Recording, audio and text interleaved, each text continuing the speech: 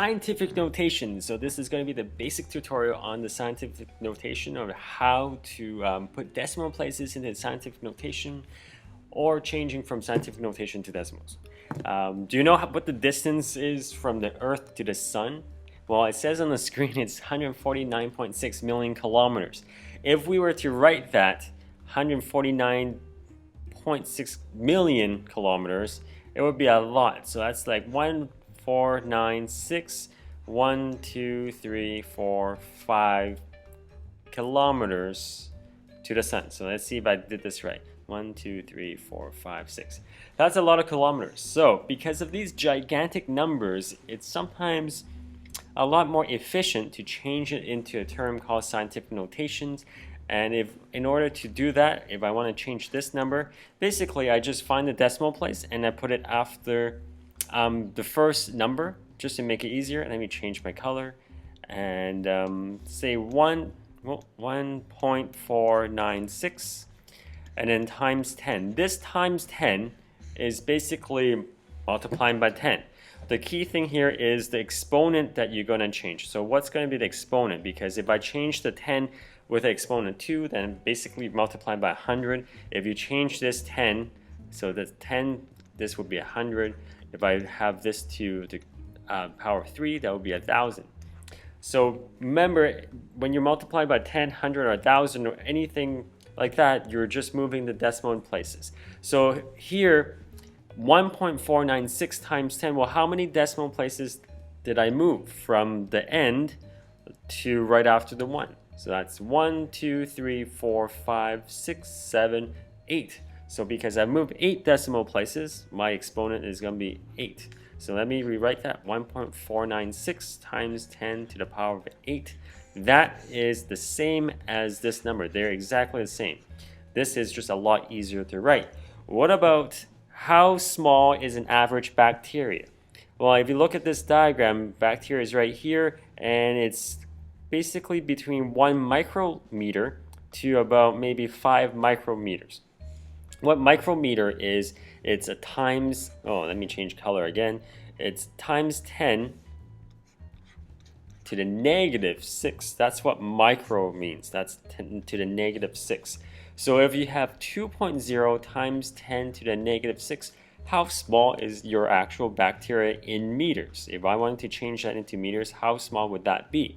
So since this is negative 6, you're moving this decimal place 6 times to the left side. I don't know if that's the left side for you on the screen, but that's to the left side. So let me rewrite that. 2.0 times 10 to the negative 6. If I want to write this in decimal place, that's going to be 1, 2, 3, 4, 5, 6. And every little indent here, that represents a 0. So that's a 0 here, a 0 here, a 0 here, a 0 here, 0 here. And my final position, that's my decimal. So I'm just going to rewrite this.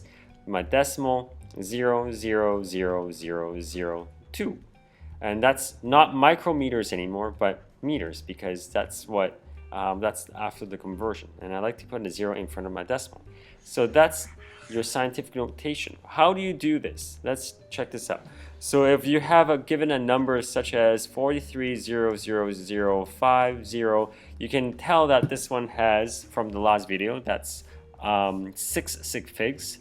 And if I wanted to change this into a scientific notation, basically you take this decimal place right here and you're just going to put it right after the first digit. So that's 4.30005. And then you're going to do times 10, which is multiplying by 10. But depending on how many times you move the decimal place, that's going to be your exponent. So that's once, twice, 3 times, 4, 5, 6 times. So I'm going to do times 10 to the power of 6. So this number right here is exactly the same as this number here. It's just that this is in your scientific notation because it's a lot easier to write. This 5 kind of ruins it. If I wanted to change this into like 2 sig figs, basically it would just be 4.3 times 10 to the 6. Because if you change this back in the decimal form, I'm moving the decimal 6 times to the right. So 4.3, 1, 2, 3, 4, 5, 6. Put in my zeros. that is exactly the same number as here with the proper significant digits. Okay, so that's the basics of your scientific notation. And how do we do the negative numbers? So let's check this out. Let's do 0.00000. So this is a very, very small number, like this. And if I wanted to do this way, well, since my decimal place starts on the left side this time, I still have to go 3.56, make the decimal right after the first digit. I'm going to do times 10 again. Now, since my decimal place is going back to the left side, right? Since I started here, 3.56, from this point to the left side, I need a negative. So that's going to the left side. And how many times did I go negative? That's 1, 2, 3, 4, 5, 6, 7, and 8. So that's negative 8.